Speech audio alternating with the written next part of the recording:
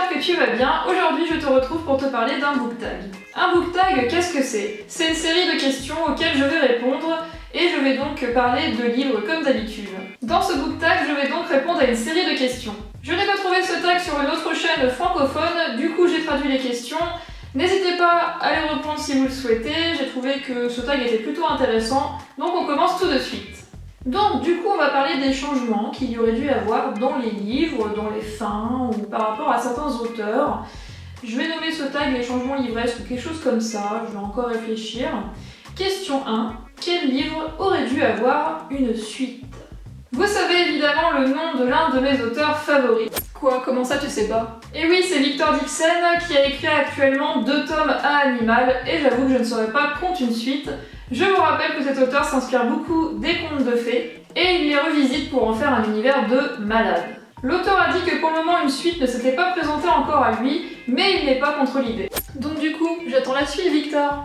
Question 2. Quel livre aurait dû avoir un spin-off?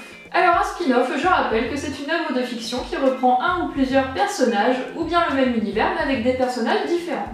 Pour Harry Potter, j'aurais bien aimé en avoir un sur les maraudeurs. Tu sais, les 4 élèves de Gryffondor qui sont à l'origine de la carte du maraudeur. Ils étaient décrits comme des sorciers très puissants et plutôt fun.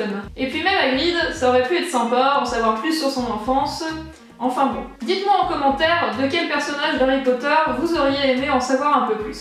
Je suis sûre que je suis pas la seule, ou alors ça craint. Question 3. Quel auteur aurait dû écrire plus de livres? Suzanne Collins, l'auteur d'Hunger Games, évidemment. Mais en faisant mes petites recherches, j'ai découvert qu'elle avait écrit une saga jeunesse bien avant Hunger Games. Il s'agit de Gregor the Overlander, c'est-à-dire Grégor le Terrestre. Une prophétie dit qu'un jeune garçon doit sauver le monde souterrain de la ville de New York, et en plus, c'est le seul moyen pour lui d'en savoir plus sur la disparition de son père.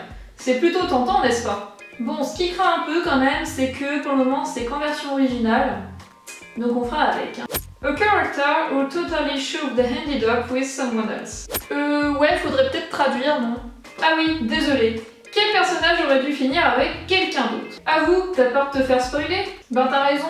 Non, je plaisante évidemment, mais au vu du cours des événements dans Phobos, je me dis que l'un des personnages aurait vraiment dû finir avec quelqu'un d'autre. Mais bon, la saga n'est pas encore terminée, donc on va patienter. Quel livre, à ton plus grand désespoir, aurait vraiment dû se terminer autrement? Sans hésiter, je dirais Paranoia qui a frustré beaucoup de lecteurs. En effet, il y avait beaucoup de potentiel, mais il reste encore beaucoup trop de questions à la fin de ce tome, qui pour le moment est un tome unique. D'ailleurs, n'hésitez pas à vous faire votre propre avis, j'ai bien aimé cette quête fantastique sur les origines et la famille d'un personnage. Quel livre aurait dû avoir une adaptation cinématographique? La Nuit des Temps, une belle romance avec un décor glacial. En plus de ça, j'aurais pu imaginer une petite apparition d'Olaf dans le décor. Non, excusez-moi. Récemment, j'ai fait une chronique sur le blog de ce livre que j'ai adoré, puisque je l'ai en fait relu, c'est un coup de cœur d'un livre que j'avais lu en 3e. J'ai presque versé ma petite larmichette, mais bon. Pour le moment, il n'y a pas d'adaptation cinématographique qui est vraiment prévue, même s'il y avait eu des rumeurs ces dernières années. Donc je vais devoir le réaliser moi-même. Ou pas. Toujours dans le même esprit, quel livre aurait dû avoir une adaptation télévisée?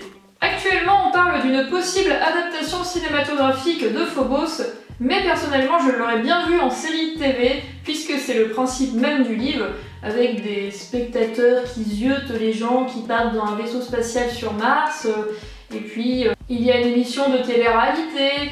Enfin bon, rassure-moi, j'avais pas besoin de te le résumer quand même. Sinon, la sélection aurait été pas mal, dans le même type que le Bachelor. À la base, c'était prévu, mais finalement, c'est plutôt parti sur un projet au cinéma. On verra bien. Quel livre aurait dû se contenter d'une narration en un seul point de vue? Divergente. Si vous me suivez depuis longtemps, vous devez savoir que j'ai bien apprécié le premier tome ainsi que le film associé, mais à partir du 2e tome, j'ai déchanté. Ouais, tu peux me lancer des tomates, y a pas de souci, je m'y attendais. À partir du 2e tome, nous avons une alternance en 2 points de vue. Les 2 protagonistes, évidemment, je ne dis pas leur nom, un peu exprès pour ne pas trop en révéler. Et à partir de là, ça n'a pas trop marché pour moi parce que je n'ai pas su les différencier. J'étais parfois obligée de revenir au début du chapitre pour comprendre qui parlait. Quel livre devrait changer de couverture? Divergente, divergente, divergente. Non mais attends, ça se passe de commentaires là quand même, regarde. Quel livre aurait dû se suffire à lui-même? Alors moi et les sagas, c'est une longue histoire, donc je vais tricher un peu, je vais changer la question. et demander la suivante: quel livre aurait pu se conclure et s'écrire donc en un seul tome? Là encore, je pense à la sélection qui a été écrite en 3 tomes. C'est une romance qui est assez simple et au final, bon, on aurait pu faire un peu moins de longueur, notamment dans le tome 2.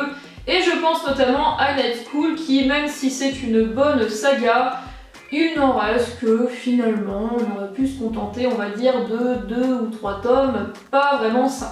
J'espère donc que ce petit tag vous a plu et que vous êtes d'accord avec certaines de mes réponses.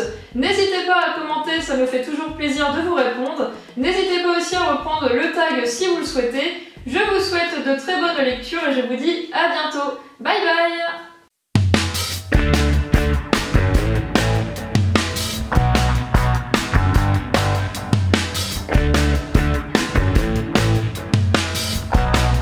Et puis même un grid, et puis même un...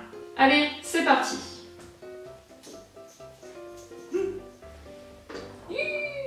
Je n'ai pas trouvé ce chêne. Pour Harry Potter, j'aurais bien aimé en avoir un sur les maraudeurs. Tu sais, les 4 élèves de Gryffondor, les 4 élèves de Gryffondor. On va y arriver. Je suis sûre que c'est...